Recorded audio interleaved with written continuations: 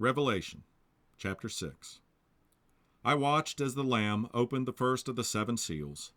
Then I heard one of the 4 living creatures say in a voice like thunder, "Come!" I looked, and there before me was a white horse. Its rider held a bow, and he was given a crown, and he rode out as a conqueror, bent on conquest. When the Lamb opened the 2nd seal, I heard the 2nd living creature say, "Come!"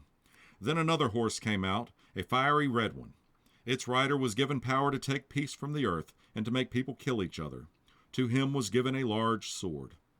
When the Lamb opened the 3rd seal, I heard the 3rd living creature say, "Come!"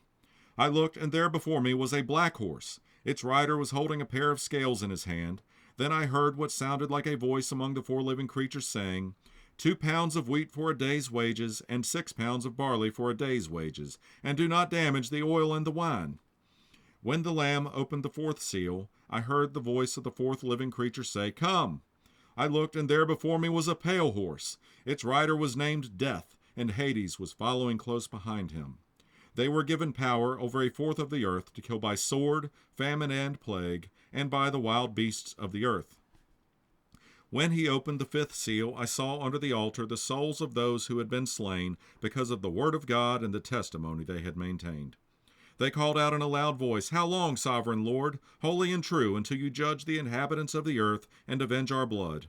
Then each of them was given a white robe, and they were told to wait a little longer until the full number of their fellow servants, their brothers and sisters, were killed just as they had been. I watched as he opened the 6th seal. There was a great earthquake. The sun turned black like sackcloth made of goat hair. The whole moon turned blood red, and the stars in the sky fell to earth as figs drop from a fig tree when shaken by a strong wind.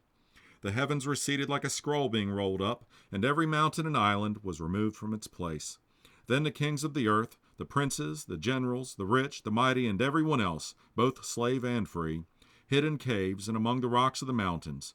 They called to the mountains and the rocks, "Fall on us and hide us from the face of him who sits on the throne and from the wrath of the Lamb, for the great day of their wrath has come, and who can withstand it?"